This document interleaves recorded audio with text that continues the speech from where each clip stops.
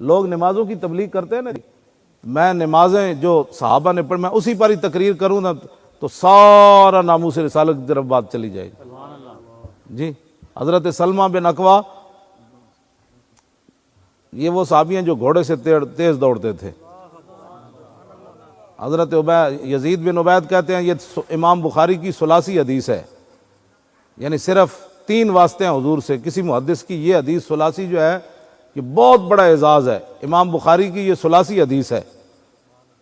یزید بن عبید کہتے ہیں کہ میں صحابی رسول کے ساتھ جب بھی سلمہ بن اکوا کے ساتھ نماز پڑھنے کے لیے جاتا تو وہ اس ستون کے ساتھ کھڑے ہو کر نماز پڑھتے جہاں قرآن مجید رکھا ہوا تھا۔ تو میں نے پوچھا جی آپ جگہ ساری خالی ہوتی ہے، آپ اس انتظار میں رہتے ہیں کہ میں نے اس ستون کے سامنے نماز پڑھنی ہے، تو اس کی وجہ؟ تو آپ نے فرمایا کیا پوچھتے ہو، میں نے حضور کو اکثر یہاں نماز پڑھتے ہوئے دیکھا۔ شوق تیرا اگر نہ ہو میری نماز کا امام، کہتے میں نے حضور کو یہاں پڑھتے ہوئے دیکھا۔ یہ بخاری کی ثلاثی حدیث ہے، یہ کبھی سنی آپ نے؟ یار حق حضور کی شانیں چھپائی گئی۔ اتبان بن مالک کی آنکھیں کمزور ہو گئیں، یہ بھی بخاری میں ہے۔ انہوں نے عرض کی حضور آپ میرے گھر تشریف لائیں، ایک جگہ آپ نماز پڑھیں تاکہ میں اس جگہ پر نماز پڑھا کروں۔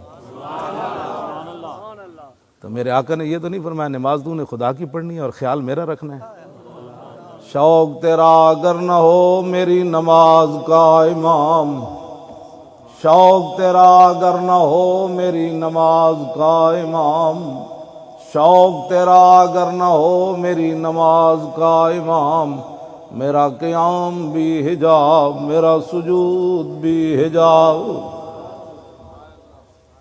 تو میرے آقا نے فرمایا اچھا میں آؤں گا آپ کے گھر، حضور آنکھیں میری کمزور ہو گئی ہیں تو میں گھر میں نماز پڑھنا چاہتا ہوں، تو آپ ایک جگہ آئیں تو میں اس کو جائے نماز بنا لوں گا۔ آپ میں جب بھی میں کھڑا ہوں گا تو میں کہوں میرے آقا نے یہاں پڑھی تھی، میرے آقا نے ایسے یہاں رکوع فرمایا تھا، حضور نے ایسے ہاتھ اٹھائے تھے، حضور بیٹھے ایسے تھے، حضور نے اس دن لباس ایسا پہنا ہوا تھا، حضور کی زلفیں یہاں تک پہنچی ہوئی تھی۔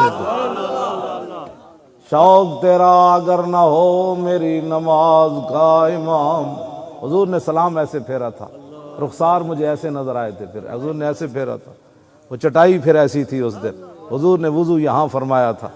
یہ ساری ادائیں تھیں جو حضور میں یاد کر کر کے نماز پڑھا کروں۔ شوق تیرا اگر نہ ہو میری نماز کا امام، میرا قیام بھی حجاب میرا سجود بھی حجاب۔ واہ کلندر واہ، کیا بات کر گیا۔ میرے آقا نے فرمایا میں آ رہا ہوں۔ حضرت اتبان بن مالک کہتے ہیں کہ میں نے دیکھا صبح صبح میرے آقا و مولا صدیق اکبر کو ساتھ لے کر میرے گھر آ گئے۔ کہنے لگے میرے پاس تو کوئی ایسی چیز نہیں تھی، ایک چٹائی تھی، میں نے اسے دھونا شروع کر دیا۔ تو میں نے کہا جی جناب کیا نوش فرما، کیا کھائیں گے، کیا کھائیں؟ حضور نے فرمایا چھوڑو کھانے پینے کی بات، پہلے جس کام کے لیے بلایا وہ کام تو کرواؤ۔ صحابی کہتے ہیں میں نے وہ چٹائی دھوئی اور حضور کھڑے ہو گئے اور حضور نے نماز پڑھائی۔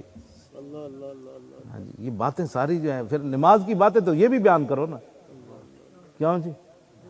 انس بن مالک کہتے ہیں آخری جو نماز حضور پڑھنے کے لیے ہم پڑھ رہے تھے، صدیق اکبر پڑھا رہے تھے، یہ بخاری کی حدیث ہے، کہتے ہیں حضور نے اپنے گھر مبارک کا پردہ ایسے کھڑکی سے ہٹایا تو کہتے ہیں جب رسول اللہ نے ہمیں دیکھا تو ہمیں ایسے جیسے قرآن سامنے آ گیا، ایسے ہی مصحف کے لفظ ہیں قرآن حدیث میں، قرآن کا ورقہ سامنے آ گیا۔ فرمایا قریب ففہمنا ان نفتتنا، فرمایا قریب تھا کہ ہم حضور کو دیکھنے کی برؤیت النبی، حضور کو جو ہمیں دیکھنے سے خوشی ہو رہی تھی نا، قریب تھا کہ ہم نماز کو توڑ دیتے برؤیت النبی۔ ہاں جی، لیکن حضور نے پردہ نیچے کا، حضور نے تبسم فرمایا، کہتے ہیں سارے کے سارے ہم حضور کو دیکھنا شروع ہو گئے۔